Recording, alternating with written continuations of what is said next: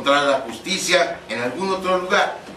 Y en ese otro lugar es en Jesucristo, que cumplió la ley por mí y después murió en mi lugar por mis pecados, para que yo no tenga que morir. En esa manera sobreabundó la gracia. ¿Entiende lo que digo? Me explico, perdón, lo que digo. El pecado aumenta porque nos hace ver que somos pecadores. La gracia abunda o sobreabunda, porque en Cristo tenemos perdón. Ese es el sentido. No que Dios quiera que pequemos. Pablo lo deja claro, si se fija en los siguientes versículos de Romanos, que es el 1 y el 2 del capítulo 6. Pablo hace unas preguntas retóricas. ¿Qué pues diremos? ¿Perseveraremos en el pecado para que la gracia abunde? Y Pablo no contesta no. Pablo contesta en ninguna manera. Porque los que hemos muerto al pecado, ¿cómo viviremos en él? Si Cristo me libertó del pecado, ¿cómo voy a seguir en el pecado? Si yo era un borracho empedernido, si yo era un mentiroso compulsivo, si yo era un ratero irremediable, y fui a Cristo y Cristo me perdonó, ¿cómo voy a decir, bueno, al cabo ya me perdonó, pues voy a seguir tomando? Al cabo ya me perdonó, voy a seguir mintiendo, voy a seguir engañando a mi esposa, al cabo Dios me perdonó. No es así. En la carta de Gálatas que leímos, ahí vemos cuando Pablo dice, desechen las obras de la carne. ¿Cuáles son las obras de la carne? Echen de cuentas, hermano. Ahí dice: adulterio, fornicación, inmundicia, lascivia, idolatría, hechicerías, enemistades, pleitos, celos, iras, contiendas, disensiones, herejías, envidias, homicidios, borracheras, orgías y cosas semejantes a esta, acerca de las cuales os amonesto. Todo eso. Y fíjense que Pablo ahí, hermano, habla de pecados internos, es decir, como la lascivia, como las enemistades, como la ira. Y habla también de pecados externos, como los pleitos, como las enemistades, como las borracheras. Y Pablo dice, no lo hagan.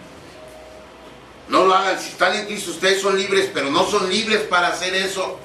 Porque luego hay una sentencia terrible, hermano. ¿Qué dice, Gaby, por favor, enseguida? Ponga atención, por favor. Los amonesto, después de los amonesto. Las cuales os amonesto, como ya os lo he dicho antes, que los que practican tales cosas no heredarán el reino de Dios. Dice, no, los que practican tales cosas no heredarán el reino de Dios. Es algo terrible, hermano. Si Dios nos perdonó en Jesucristo nuestra conducta pecaminosa, y yo me empeño en tener un amante, el aniversario que yo tenga con mi amante lo voy a celebrar en el infierno. Si Dios me perdonó el que yo haya sido un ratero y sigo robando, el fruto de mi ganancia, en primer lugar, no me va a durar. En segundo lugar, si me dura, lo tendría que gastar en el infierno. Y en el infierno no hay muchas cosas que comprar. De hecho, no hay nada que comprar. Entonces, ese es el sentido en que Pablo dice, no uséis vuestra libertad como ocasión para la carne. Entonces, el primer límite de nuestra libertad es esa. Somos libres, pero no para pecar.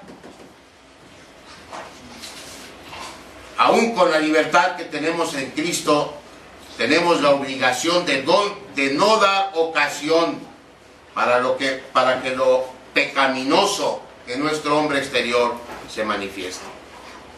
No le demos ocasión. Mi hermano, si yo sé que, como dice por ahí, tengo la mecha muy corta, me enojo muy fácil, no entremos en discusión con nadie.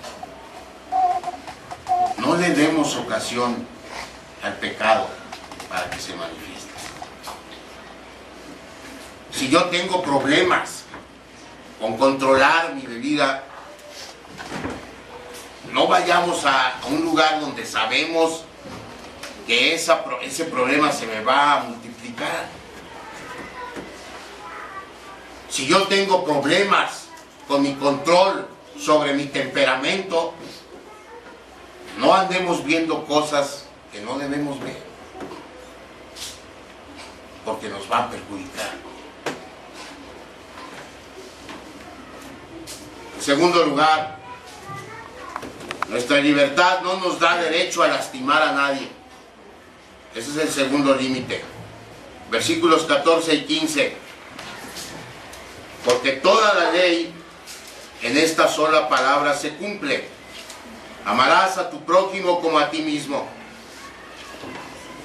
Pero si os mordéis y os coméis unos a otros, mirad que también no os consumáis unos a otros. Pablo usa aquí palabras muy fuertes, hermanos. Y si se le hacen a usted fuertes en español, en griego, que es el idioma original, todavía es más fuerte. Le voy a decir por qué. Porque la palabra que se traduce aquí como morder, en griego se refiere a una mordedura de víbora. La palabra que usa Pablo aquí como comer, en griego tendríamos que traducirlo como devorar o desaparecer. Y la palabra que usa como consumir, en griego es matar. Así que imagínense, ¿cómo tendríamos que leer el versículo 15 si lo leyéramos literalmente del griego? Tendríamos que decir: pero si se vivorean entre ustedes, tengan cuidado, no se vayan a desaparecer, no se vayan a devorar entre ustedes. Mirad que también no se maten entre ustedes. Eso es lo que está diciendo Pablo.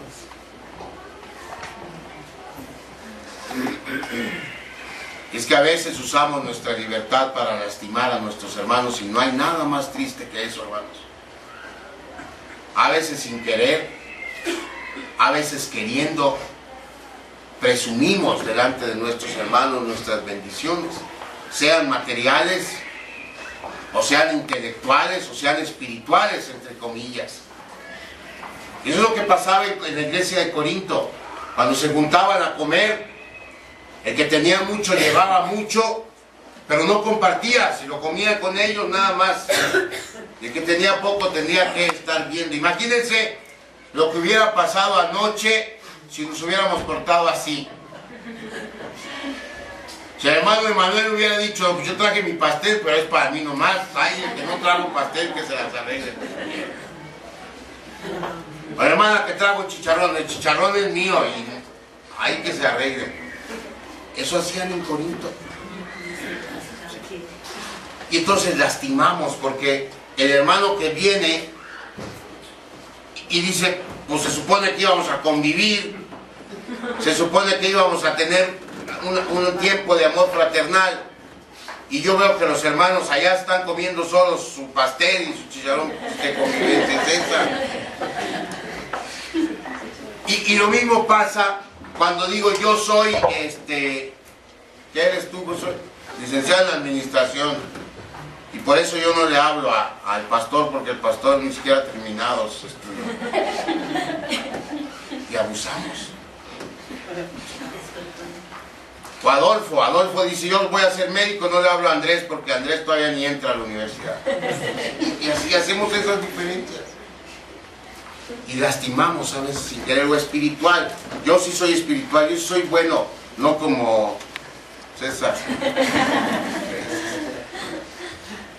Y entonces se hacen esas diferencias y nos lastimamos y la brecha se empieza a abrir. Y la bendición que podía traer Dios sobre el trabajo de nosotros se acaba. Porque donde hay pleitos y disensiones y contiendas, no está Dios, hermanos.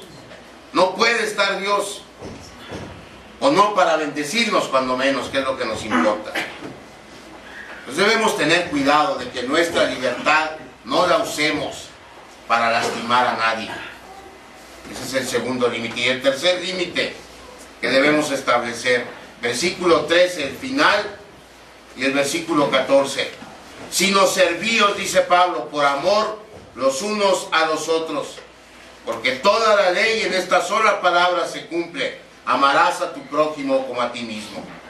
Este límite es distinto a los dos primeros, porque este es un límite activo, es decir, los dos primeros, Pablo nos dice que dejemos de hacer cosas, no usar la libertad para pecar, no lastimar a nadie. ¿Sí? Son límites pasivos, no hacemos. Pero este tercer límite es un límite activo, porque tenemos que hacer algo. ¿Qué es eso que debemos hacer? Servir por amor. No hay mejor forma de usar nuestra libertad que usarla para servir.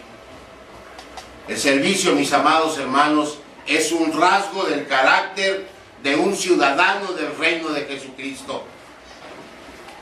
Si usted y yo somos ciudadanos del reino de Jesucristo, que lo somos si hemos creído en Él, entonces un rasgo de nuestro carácter debe ser el servicio.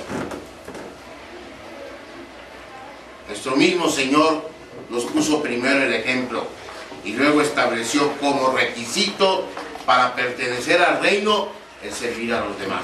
Mire que dice Marcos 10:45. Ahí en el Evangelio dice, está hablando el Señor